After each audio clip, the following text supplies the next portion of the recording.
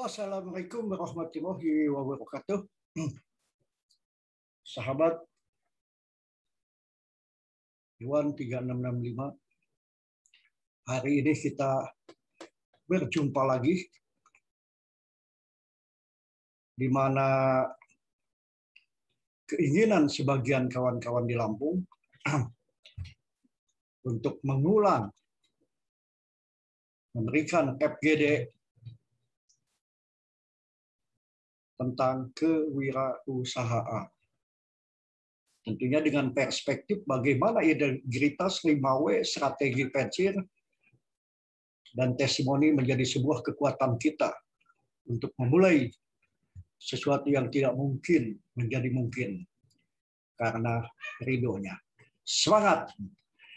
Baik, sebelum kita mulai dan sambil menunggu beberapa kawan-kawan yang sedang berproses, mari kita berdoa dulu. Salah satu sahabat saya kehilangan suaminya dan dimakamkan tadi pagi. Beliau orang yang luar biasa, humanis, ramah tamah kepada kita semua. Suami dari Ibu Suli. Semoga Bu Suli dan keluarga besarnya, termasuk kita semua, mengikhlaskan. Almarhum diberikan tempat yang layak. Begitupun sahabat saya masa lalu sedang sakit. Dan yang masa kini juga. Orang-orang yang terdekat dapat godaan. Mudah-mudahan diberikan kesehatan. Ujian.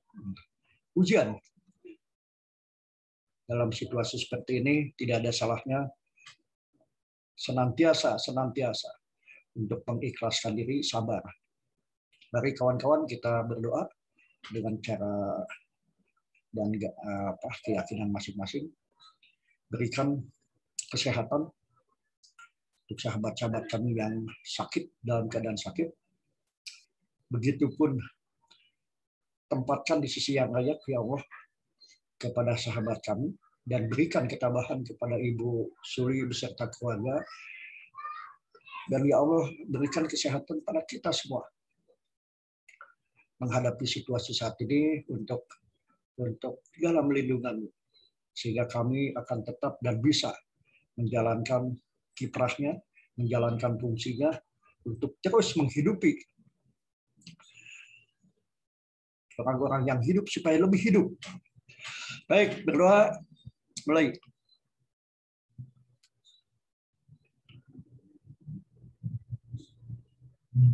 Berdoa selesai. Alhamdulillah. Baik, kawan-kawan. Dengan sebuah kemasan dan perspektif, integritas, 5W1H, dan strategi pensir. Mari kita bedah lagi sambil menunggu kawan-kawan kita ya. Baik tuh, aduh, ada yang banyak berteman dari luar negeri, sahabat-sahabat saya di kampung saya juga tuh adik saya meninggal ya, adik saya ada yang meninggal tadi dimakamkan. Adik masa lalu ya, masa di Karangtaruna dan sebagainya.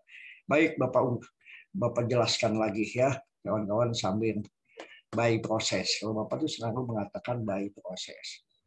Nah, ya. Ternyata motif kewirausahaan itu terletak pada kemampuan.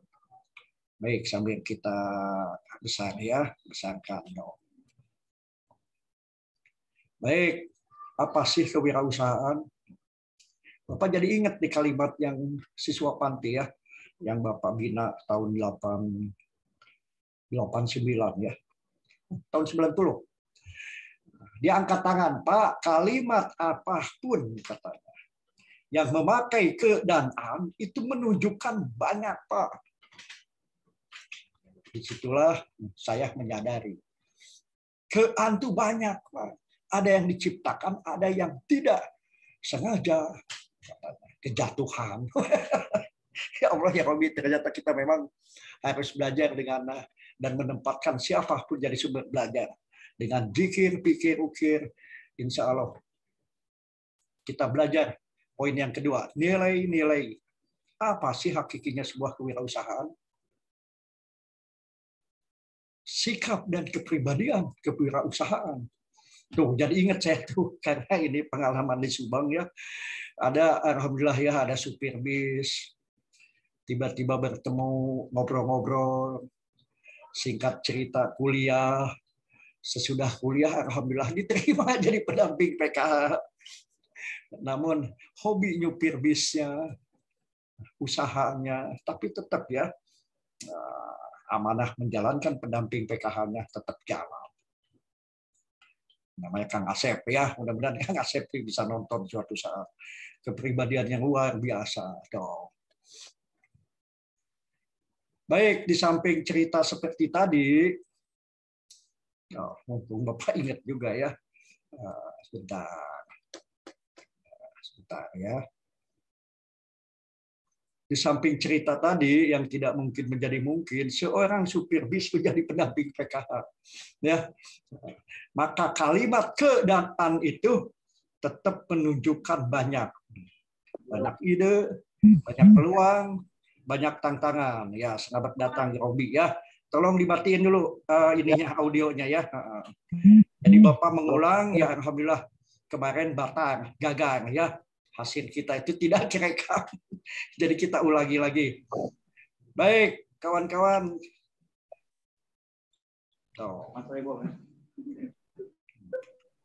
Bentar ya. Tolong dimatiin dulu ya. Kang Robi dimatiin dulu audionya. Bentar ya. Jadi kewirausahaan itu adalah kean. Kean itu adalah bisa ketidaksengajaan, bisa menunjukkan banyak. Sementara wira itu berani.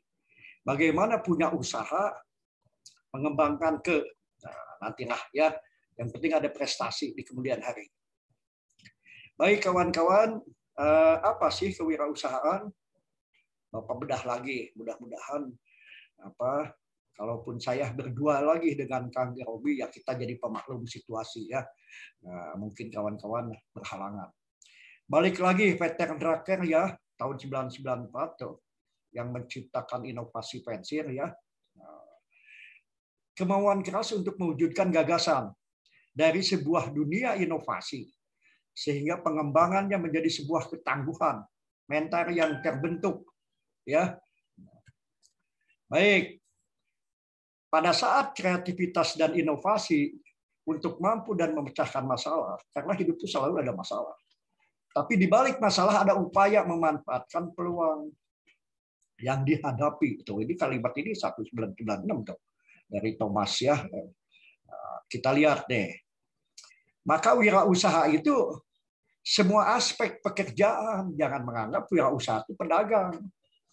Hari ini Bapak melihat tontonan pendamping PKH walaupun hari Minggu dia jalan melaksanakan P2K2.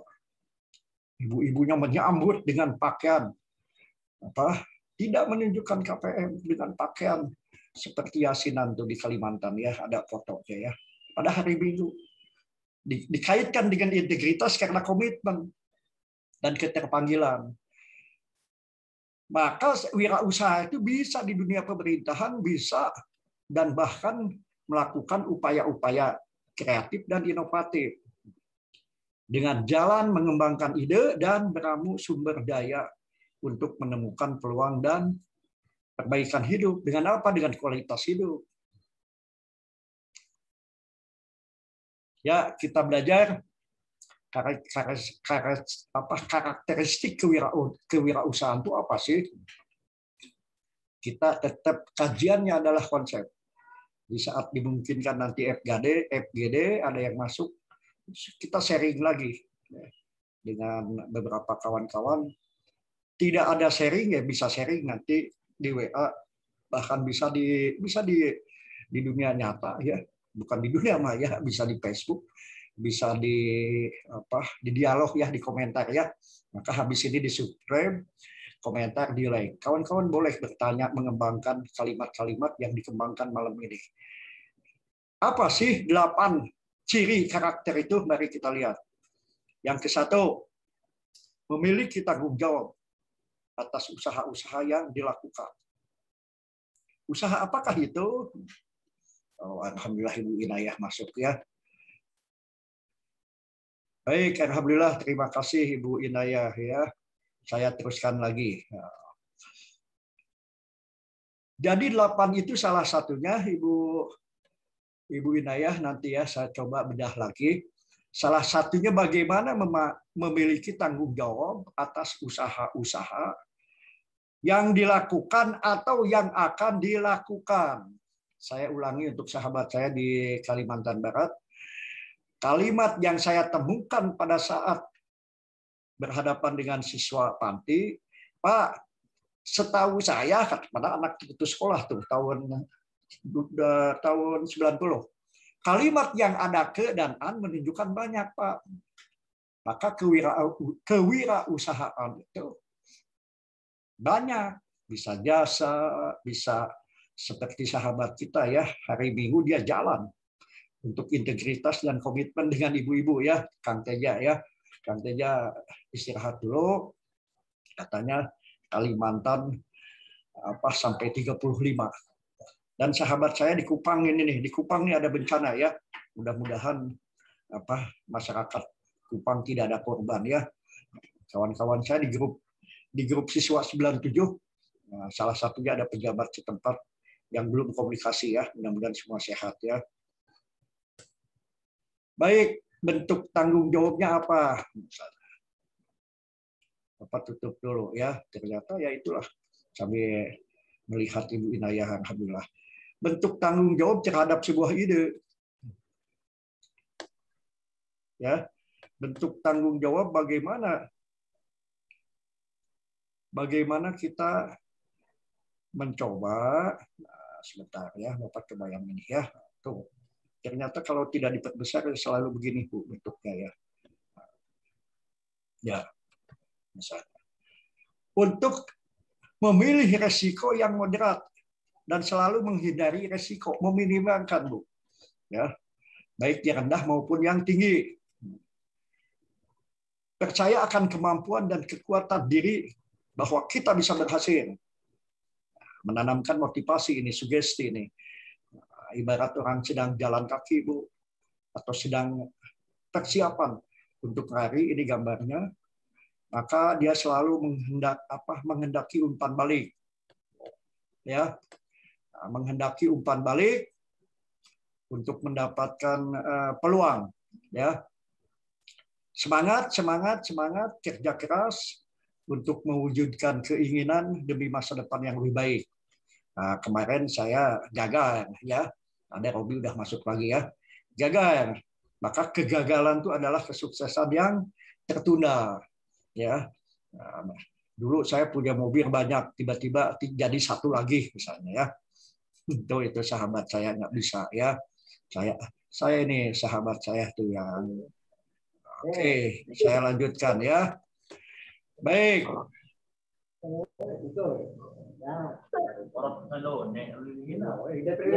Dimatiin dulu Bang Robi, itu yang di belakangnya ya, sebentar ya. Yang di belakangnya terdengar. Nanti sebentar ya. Baik, kemampuan, semangat dan keinginan untuk mewujudkan keinginannya tetap demi situasi yang lebih baik ya. Nanti kita sharing. Bapak kita coba habiskan dulu, tolong suaranya dikecilin dulu Robi ya. Ya. Supaya nanti nyambung ya. Oke. Jadi bentar ya. Jadi suaranya Bang Robi terlalu peka sehingga kawan-kawan di belakangnya terdengar. Sebentar ya. Kita coba lagi. Kita coba tuntaskan, baru kita diskusi lagi ya. Oke. Sambil nunggu beberapa saat lagi ya. Nah, mudah-mudahan Bang Robi tetangga kanan kirinya sudah bisa agak menjauh ya, supaya tidak ribut. Kita coba dulu ya.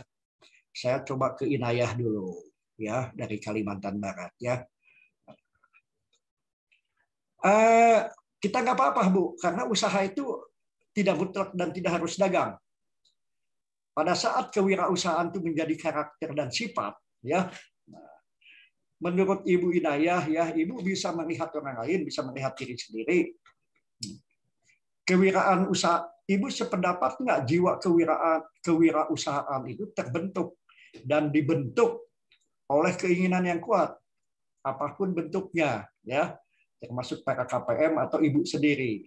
Nah, mungkin Ibu bisa nggak menonton atau tontonan ini diceritakan pada kita semua, termasuk saya, bisa contoh dari KPM, bisa dari contoh kehidupan di sekitar Ibu, bahwa seseorang yang berani untuk memulai, ya, untuk memulai itu dibentuk oleh, ada yang dibentuk oleh kegagalan, Bu, atau sebagaimana? Silakan Bu Inayah.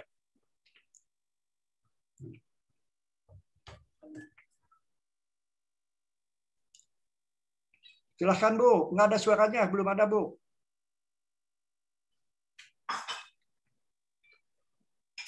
Ya, coba santai aja, Bu. Belanda masih jauh, Bu. Suaranya belum ada. Biasanya bagus, Ibu. Belum. Oke, kalau belum, Ibu, caranya biasanya Ibu keluar dulu, nanti masuk lagi. Pas ada tanda ini. Pas ada tanda ini. Waalaikumsalam. Alhamdulillah. Silahkan, Bu. Kalau saya dimatiin, berarti saya sedang ngerokok atau ngopi. Silahkan, Bu.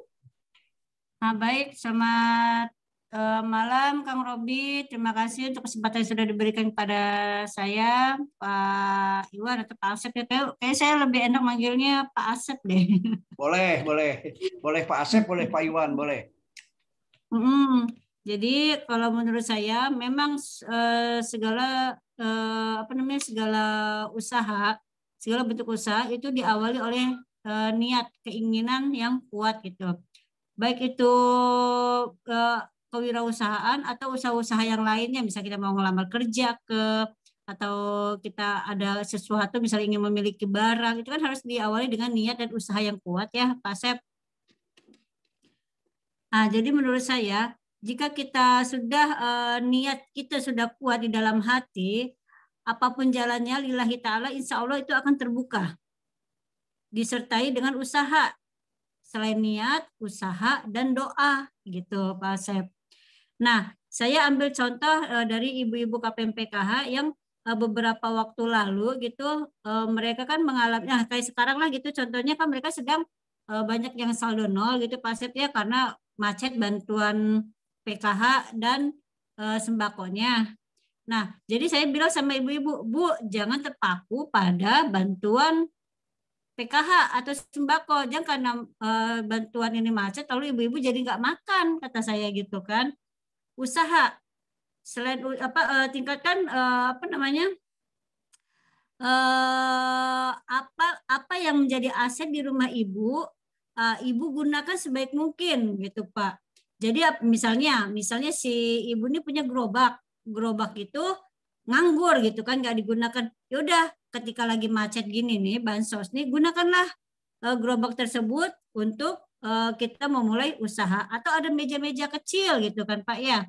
Nah, ada meja-meja kecil, ya gunakanlah meja kecil itu untuk kita jualan di tepi trotoar. Kan itu salah satu bentuk usaha kita, niat kita ketika kita terhalang oleh sesuatu gitu Pak. Jadi jangan sampai niat kita yang tadinya sudah ada karena terhalang oleh sesuatu jadi tidak bisa berjalan. Saya memotivasi ibu-ibu PKH supaya tetap memanfaatkan aset yang ada di dalam rumah untuk menjadi modal usaha. Seperti itu Pak Asep. Oke, berarti kalau dalam pandangan saya melihat jiwa kewirausahaan itu bukan dari KPM dulu. Ibu dengan menanamkan keyakinan dalam tanda kutip sebagai praktisi Ibu tadi, menanamkan motivasi kepada orang lain untuk dan bagaimana pemanfaatan sumber itu namanya. Jadi usaha Ibu sudah punya jiwa kewirausahaan, karena jiwa kewirausahaan itu di tingkat bawah itu pasti dagang. Di tingkat kita ya beda bentuk. Ibu tadi jiwanya termasuk Bang Tega, hari Minggu dia tetap jalan kok. Misalnya, dia karena sudah ada komitmen. Ya, tadi kan ada foto-fotonya. Tidak semua orang punya jiwa seperti itu, Bu. Iya. Maka jiwanya kan itu harus dengan integritas, keterpanggilan. Maka alhamdulillah hari ini kan kita bisa bertiga ya. Pak Haji Dodi ada halangan ya, mungkin sedang di jalan. Maka tiba-tiba jiwa kita kan ini ada Pontianak, ada Lampung Utara, ada Bandung ya. Ini aja kan baru kan. Bagaimana menciptakan sesuatu yang baru, termasuk Ibu menanamkan kepada para KPM untuk bagaimana tidak lelah membesarkan anak, untuk bagaimana menginovasi dengan pemanfaatan kemampuan yang ada dulu. Itu sudah lebih dari cukup, Bu. Nah, saya kan belum mengenal terlalu jauh nih. Bu Inayah sendiri, ada nggak Bu cek sudah mah cocokan, Bu? Cocokan itu berintis. Nah, walaupun bentuknya apa, mungkin Ibu bisa sedikit bercerita, atau Ibu sepenuhnya melakukan jiwa-jiwa kewirausahaan itu produknya adalah menghidupi orang lain, sementara Ibu sendiri belum mencoba misalnya. Silakan. Tuh, kalau Bang Robi sedang berusaha juga tuh, keluar masuk. Kembali ke Ibu dulu, soalnya Bang Robi ada kendala di jaringan. Silakan, Bu. Nah, kalau saya sih ini pengalaman aja gitu Pak Asep, ya kembali lagi ke wirausahaan pada umumnya ya seperti berdagang gitu kan. Saya pernah mencoba merintis satu usaha kuliner gitu Pak Asep. Tapi ketika kita sedang semangatnya merintis usaha tersebut, tiba-tiba ya ini corona gitu. Padahal pada saat itu modal belum kembali. Kita sudah banyak keluar modal, tapi keuntungan belum kita dapat, artinya belum BEP gitu ya, belum break even point gitu. Betul. Nah, itu makanan atau apa, Bu? Makanan, warung atau apa? Makanan, Pak Asep. Oh, makanan. Makanan siap saji atau makanan kering? Makanan kering, makanan jajanan lah gitu. Oh iya. Ya, makanan ringan gitu, makanan jajan. Nah, jadi ketika saya sedang semangatnya, walaupun sudah banyak keluar modal gitu, tiba-tiba corona. Nah, dibatasi jam jualannya gitu kan oleh pemerintah kota setempat. Nah, dengan dibatasi jam jualan, otomatis kan berpengaruh juga kepada omset kita. Udahlah kita nih sedang merintis, dibatasi lagi jam jualannya, semakin sepi, semakin tipis omset yang kita peroleh.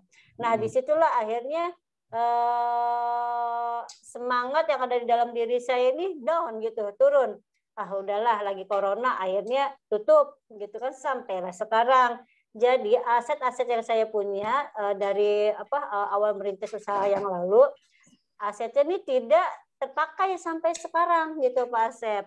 Bahkan bahan-bahan basah gitu seperti kayak tepung-tepungan apa segala macam gitu, kan itu kan bukan bahan yang awet, ya kan, akhirnya terbuang percuma gitu loh. Jadi yang tersisa sekarang ini hanya seperti kayak peralatan-peralatannya lah gitu, kayak misalnya kayak panci-pancinya, kompornya, apa segala macam, hanya itu yang tersisa gitu.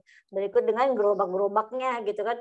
Jadi sepertinya kayaknya kok sayang benar gitu. Kita bingung mau merintis usaha lagi untuk memupuk semangat itu tuh kayaknya susah sekali gitu Pak Asep.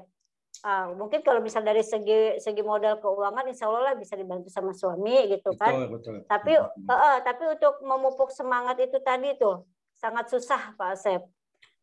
Baik Bu, kalau sebuah fakta nggak bisa dibantah, itulah yang terjadi. Tapi kalau ini kembali ke strategi pensiun, pendekatan itu luar biasa Bu. Allah itu maha baik, walaupun secara matematik Ibu rugi, saya yakin ya ada rezeki yang dalam tanda kutip rahasia Allah ya, entah lewat suami, ya entah lewat ilmu yang tidak ada sekolahnya Bu, yaitu ilmu hikmah. Kita belajar dari pengalaman. Dari pengalaman. Nah, kita coba ya, Bang Robi, mudah-mudahan tadi kan keluar masuk sudah bisa eksis. Seni sekarang bagaimana supaya kita yang karena kegagalannya kan kegagalan yang karena sebab Bu, ada situasi yang kurang menguntungkan.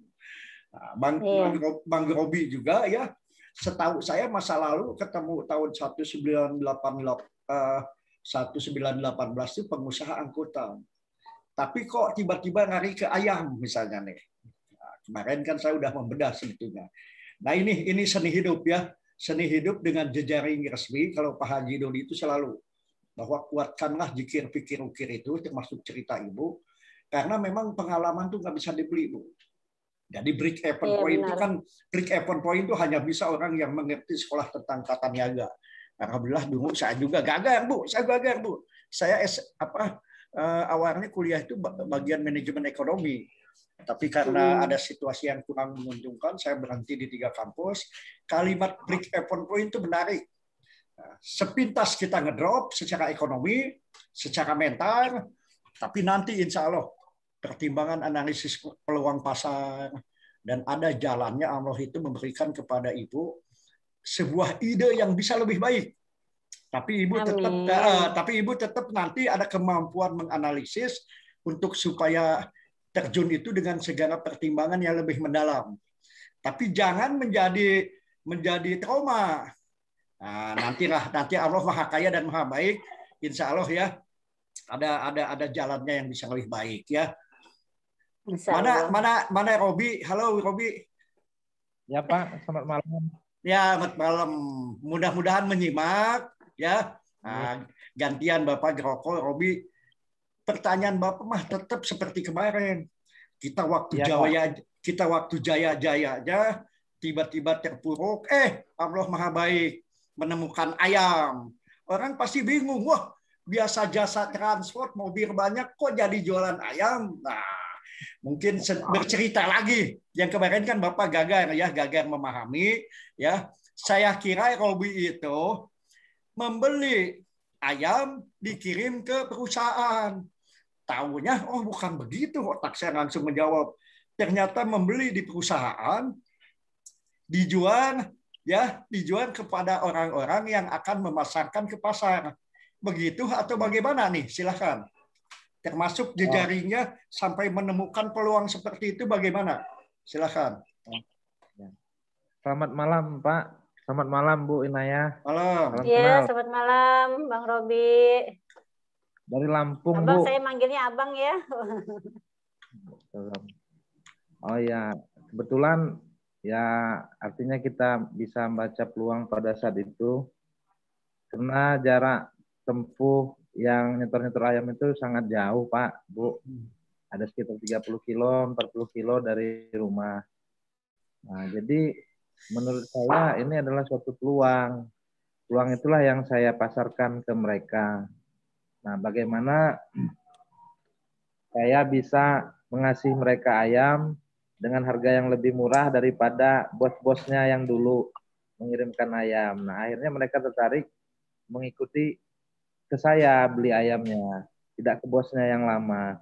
Karena saya bisa menyelisihkan sama mereka itu dari harga pasarnya bisa 1.000 sampai 1.500 rupiah.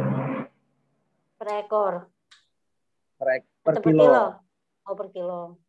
Tadinya ya namanya merintis usaha suatu tantangan yang besar bagi saya. Kita dibilang waktu itu kita menemui pemotong-pemotong ayam, terus tingkat kepercayaan mereka rendah terhadap kita kan. Nah, cuman alhamdulillah karena niat kita bagus, akhirnya mereka mau mengikuti kita, Pak, Ibu semua. Dulu pernah juga diisukan kita ini timbangannya nggak pas atau ada apa yang negatif. Akhirnya karena kita memang dagang itu betul-betul lillahi ta'ala, artinya ayam-ayam yang kita berikan itu kepada mereka itu adalah timbangan yang pas. Jadi namanya usaha kan mesti ada persaingan dalam usaha. Betul. Nah, dalam bersaing itulah mereka sering bilang itu kena Pak Robi itu bisa kasih lebih murah. Coba dilihat timbangannya apa baik apa enggak. Nah, alhamdulillah kan karena timbangan kita juga bagus. Hal-hal seperti itu kan mereka memahami sendiri. Iya. Saya bilang ke mereka, kenapa saya bisa lebih murah daripada yang kawan-kawan broker yang lain? Karena mereka sudah menampung ayam, Pak, Ibu. Jadi ayam potong ini ketika sudah minum sehari, maka ayam itu akan mengalami kesusutan.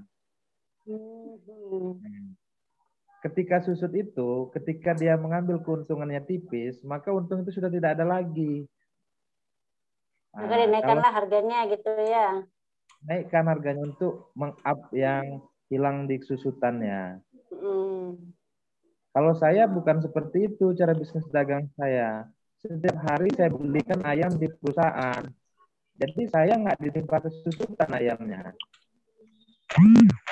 Nah, jadi saya tuh misalnya di sana ditimbang 30 langsung saya ekspor ke mereka. Oh, jadi nggak sempat bermalam di tempat Pak Asep gitu ya ayamnya ya? Ya, jadi nggak langsung sempat dipasarkan.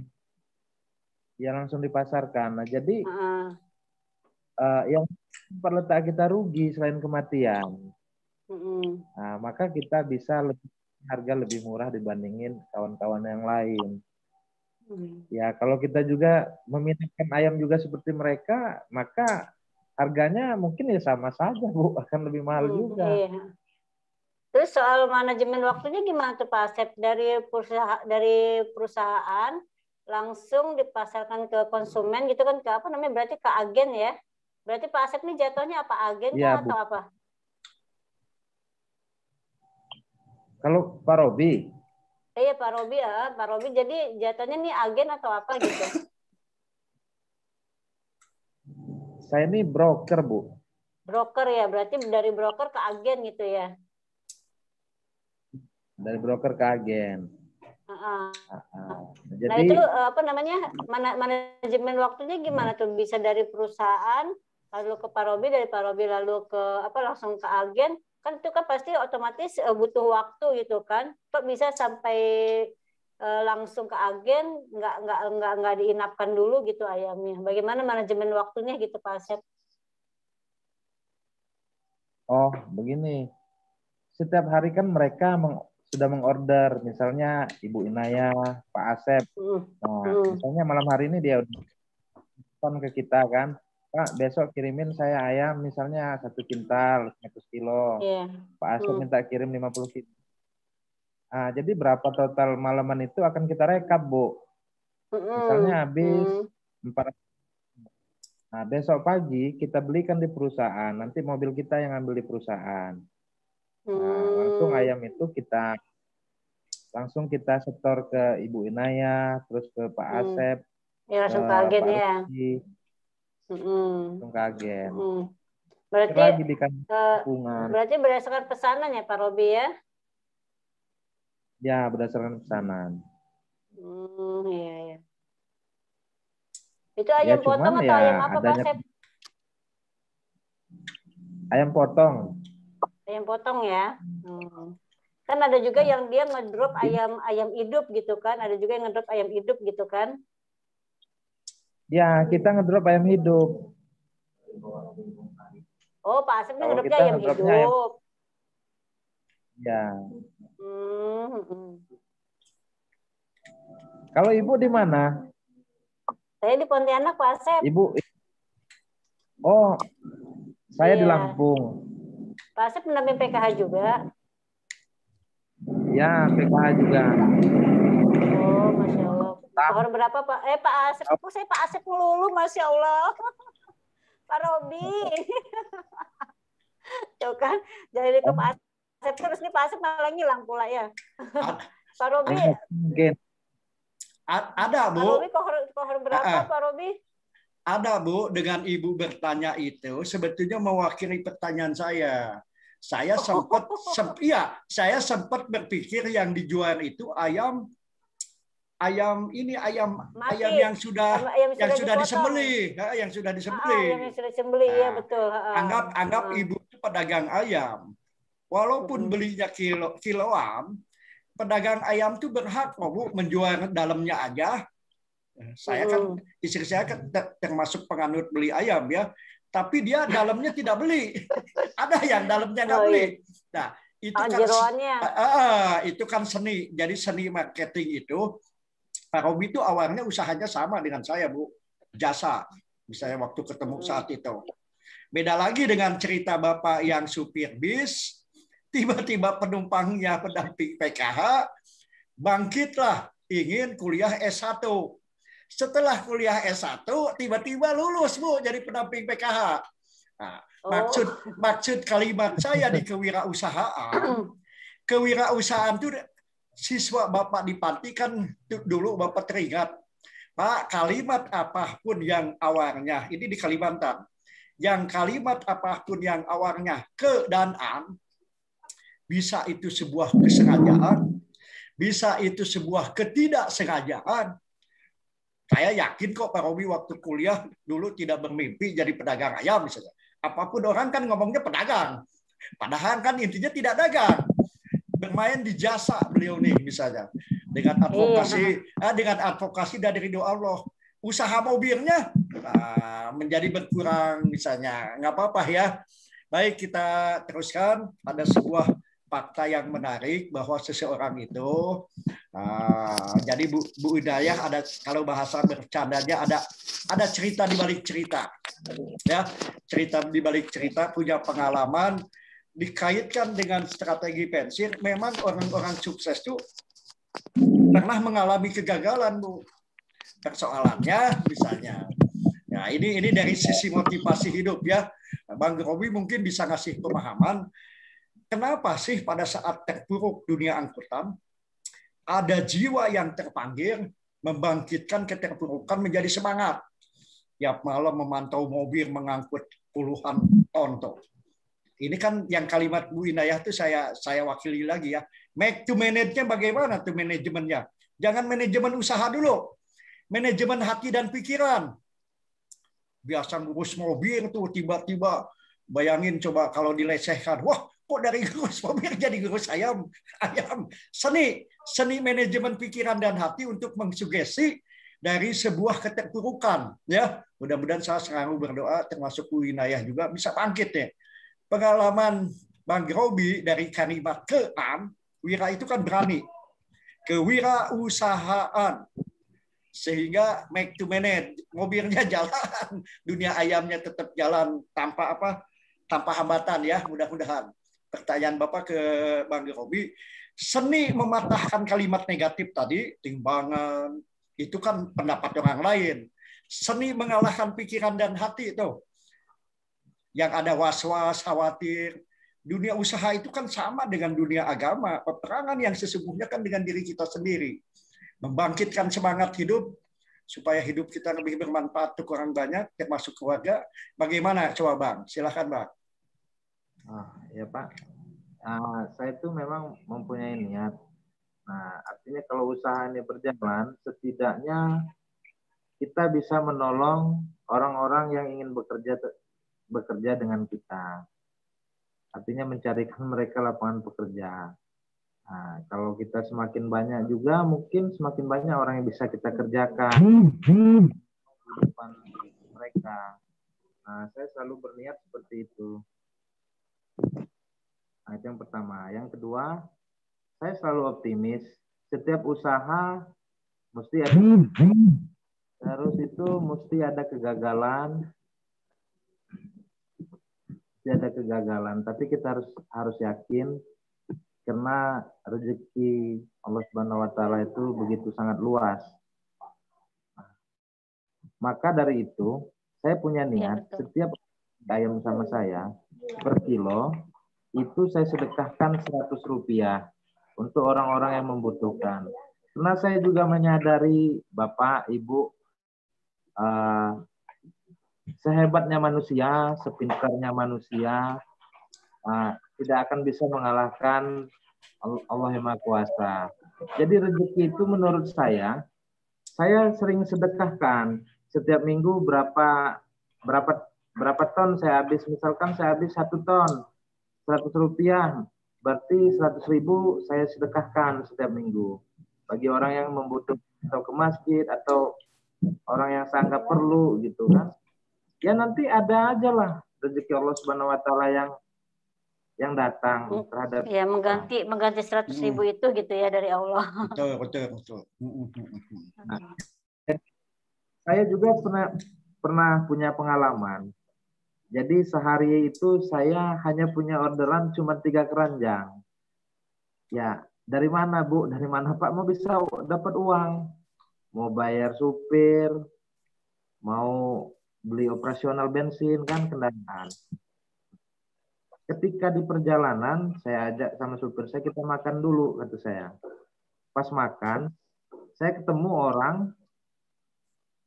orang ini dagang, tapi dia kencot juga, Pak.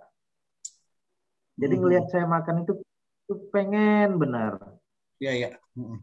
Saya panggil kan, Pak, makan aja Pak. Nggak kenal Pak, nggak usah lah. Udah saya beliin. Nah, habis saya makan, saya beliin nasi dia. Saya kasih sama dia.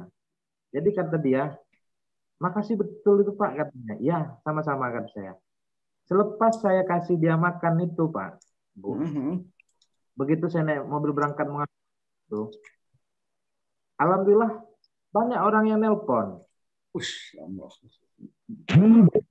Telepon minta ayam sama saya. Jadi keranjang yang saya bawa itu alhamdulillah penuh. Nah, saya sangat bersyukur sekali. Artinya segala sesuatu itu bagi saya temanya jangan pernah lah lepas dari kita bersedekah, kita niatkan kan. Karena apapun bentuk usaha itu memang kalau kita bilang kata mereka itu maka akan dibalas sama Allah Subhanahu wa taala kan. Nah, setelah kita dagangnya ayam mungkin Allah ngasih jalannya rezekinya dari situ lah. Nggak mungkin dari kita sekolah atau dari apa Pak. Allahu Akbar. Nah, inilah ya alhamdulillah ini ada Bang Teja masuk ya.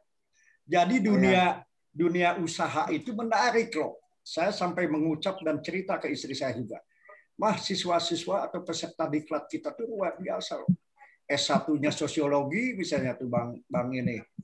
S2-nya sosiologi, tapi usahanya komputer tuh. Nanti ya beliau nanti kita minta pandangan juga. Karena saya tanpa Bang Teja saya nggak akan bisa ketemu Inayah, nggak bisa. Saya nggak tahu Inayah itu siswa siapa masa lalu misalnya. Akhirnya saya juga ketemu dengan Bang Robi nih. Kita tahu kan lama 2 tahun nggak ketemu. Bang Robi ini siswa tahun 2018 ya. Kalau Inayah tahun berapa ke Bandungnya? Sudah atau belum? Saya di Pontianak, Pak. Kami ini termasuk angkatan yang menyedihkan FDS-nya. Itu yang ini bukan? Ya, tuh. Ini tiba-tiba 10 menit lagi kalau Bapak penasaran ya sebelum ke Bang Teja ya. Pengertian diperpanjang, Pak. Ya, Pak, nanti. Ini diperpanjang, Pak. Boleh. Kayaknya obrolannya menarik nih cerita dari Bang Robi nih. Saya senang dengar pengalaman Bang Robi. Tapi saya lebih menarik, Inayah itu mengaku diklatnya di Pontianak. Apakah yang 5 hari berangkat ke Kuburaya, yang itu bukan? Iya, betul. Bapak ada. Betul, Pak. Tuh, kan Bapak ada di sana. Kenapa kita tidak bertemu? Bapak ada. Ada. Kan bukan ridho Allah ya. Ketemunya di sini. Wah, itu mungkin sekilas info untuk Bang Robi, ya itulah zikir, pikir, ukir itu dari kekayaan dari ridho Allah. Kaminya yang berangkat ke Pontianak tuh. Saya ketemu dengan Bang Teja itu bukan siswa saya. Tiba-tiba ketemu tahun 2019 kalau nggak salah. Ibu diklatnya di kelas hotel, berapa, Bu? Aduh, kelas apa namanya Pak ya? Lupa saya. Nggak apa-apa. Tapi yang ngajar tuh orang Bandung juga, Pak. Pak siapa namanya ya? Lupa saya tuh. Nggak apa-apa, manusia penuh hilaf dan salah. Kalau Bapak ingat dengan Bang Robi, ya. Baik, nih Bang Teja kan sedang berproses, ya. Kalaupun habis, insya Allah ya, Bang Robi masih berkenan. Memang karena Bapak penganut ini namanya penganut gratis nih, bukan yang bayar 200.000 per bulan. Kalau bayar 200.000 per bulan, Zoom-nya bisa 4 jam, 5 jam. Tapi nggak apa-apa. Nggak apa-apa, Pak. Kita memanfaatkan fasilitas yang ada. Betul. Bahkan luar biasanya Pontianak dengan Bandung, mudah-mudahan nanti ya Lampung Utara nih, saya doakan kawan-kawan ada yang jadi pemangku kepentingan digratiskan dong. Mulai tanggal 7 ya di Bandung ya. Amin. Baik, bukan penutup. Nanti disambung lagi, Pak. Bukan lagi dong, Pak. Siap. Bukan penutup ini ya. Jadi ya, kita Saya masih pengen ngobrol sama Dokan, jadi saya panggil Akang deh. Nggak apa-apa, Bu. Saya hanya saya masih pengen ngobrol sama Bang Robi. Saya mau cerita juga yang tidak bisa hadir di sini, Bapak lupa ya. Tiba-tiba beliau ini 2 tahun ke belakang berkeinginan mengembangkan lele. Nah, Bang Teja masuk nih. Bang Teja masih adalah 7 menit, tenang. Nanti kita sambung lagi ya. Begini Bang Teja, alhamdulillah ini saya konfirmasi ulang. Perkenalkan dulu. Ya. Bang Teja ini dari. Iya, Bang Teja. Saya perkenalkan dulu nih Bang Robi ini. Alhamdulillah ketemu dengan saya yang menganut 17 hari di Lembang. Ya, 17 hari di Lembang. Tapi Robi ini ngakunya 2017, berarti lebih senior. Alhamdulillah punya amanah ya, bahkan berkomitmen berapapun yang dihasilkan untuk kepentingan orang banyak. Saya jadi teringat ya, sahabat saya tadi di mana di Sukabumi, termasuk saya masa lalu, mau nggak kaya katanya. Maksudnya apa sih? Kamu doanya cukup 1 katanya. Kalau ingin kaya tuh, jadi orangnya udah hebat, udah luar biasa. Doa-doa yang lain silahkan. Intinya kamu mau nggak kaya? Mau. Catatannya apa? Ingat, kamu di saat kaya ucapkan. Semakin banyak amanah, semakin diperbanyak infak sedekah kita. Jadi kalimat penutup saya sebelum ke Bang Teja nih. Ternyata infak sedekah apalagi dari sisa atau dari kelebihan usaha tidak akan membuat kita miskin. Nah, sekarang Bang Teja nih. Nah, mudah-mudahan Bang Teja terputus nanti disambung lagi di edisi kedua. Silahkan Bang Teja kalau mau say hello. Yang jelas, maaf, saya juga Bang Robi juga terpuruk itu pasti. Tapi tiba-tiba seni membangkitkan dari keterpurukan untuk usaha. Usaha itu bukan hanya dagang ya, termasuk bagaimana mengembangkan usahanya.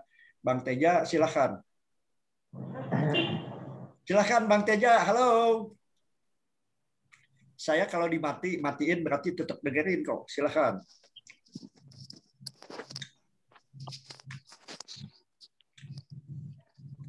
Masih kerja belum? Mic-nya belum. Belum kedengaran. Mic-nya dihidupkan. Nah.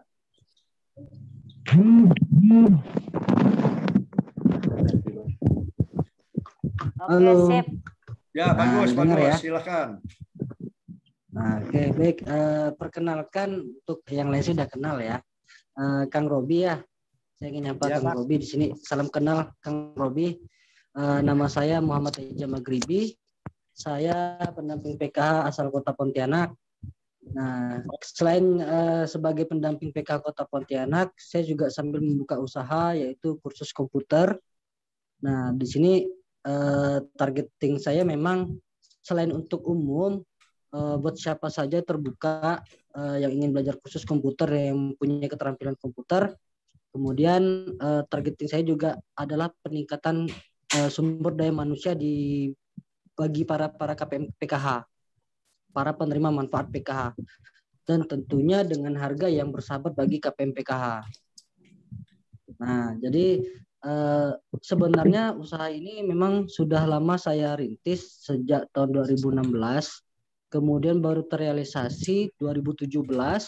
Kemudian saya sempat cuti beberapa tahun hingga 2020 kalau nggak salah. Cukup lama juga ya cuti dalam usaha ini. Tapi usaha ini tetap berjalan dengan di-manage oleh teman sahabat saya sendiri dari kecil. Kebetulan beliau juga dosen di salah satu perguruan tinggi. Dan akhirnya saya kebagian jatah untuk membuka cabang. Nah, kebetulan cabangnya ini di rumah saya. Dan kemarin saya juga sempat bekerja sama dengan Mbak Inayah untuk sasarannya menjadi KPM PKH. Kebetulan alhamdulillah banyak juga dari KPM-KPM-nya Mbak Inayah ini yang selalu support. Dan ya kadang saya juga minta saran dan masukan dari beliau. Itu aja Bang sih. Teja Yang jelas suka merendahkan diri. kadang memang iya kenyataannya Mbak Inayah.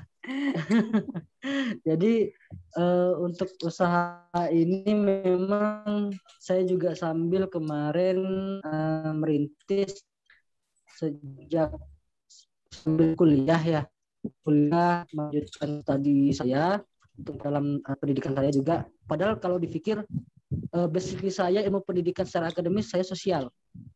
Jadi kenapa saya bisa tertarik dengan ilmu komputer? Karena memang komputer itu menjadi daya tarik saya sendiri, Kang Robi ya.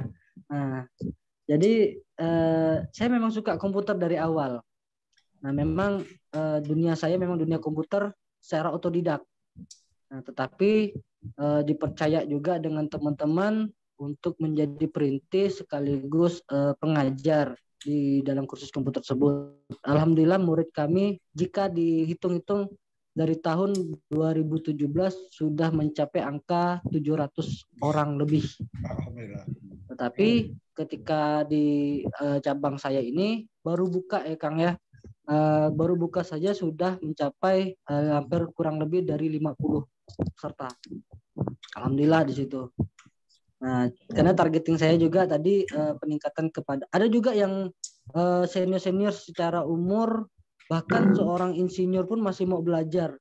Jadi saya sendiri termotivasi, seorang insinyur saja masih mau belajar dan dia menguasai tentang ya bidang-bidang teknik, tapi masih mau belajar tentang komputer. Sebenarnya basically-nya memang mereka sudah punya dasar, tetapi lebih kepada peningkatan kemampuan mereka di secara perdalam ilmu komputernya. Nah itu aja sih Pak Asep, Kang Robi. Kang Robi ini kalau boleh tahu, boleh dong saya perkenalan dengan Kang Robi. Saya pengen tahu juga Kang Robi dari mana, apa pekerjaannya sehari-hari. Boleh Kang? Oh ya Pak, makasih. Ya makasih Pak Teja. Saya nama Robi Wendra, pendamping PKH di salah satu provinsi Lampung, Kabupaten Lampung Utara. Dan saya ada usaha kecil-kecilan, usaha broker ayam potong Pak. Itu tadi yang udah kan sama Ibu Inaya sama Pak Asep.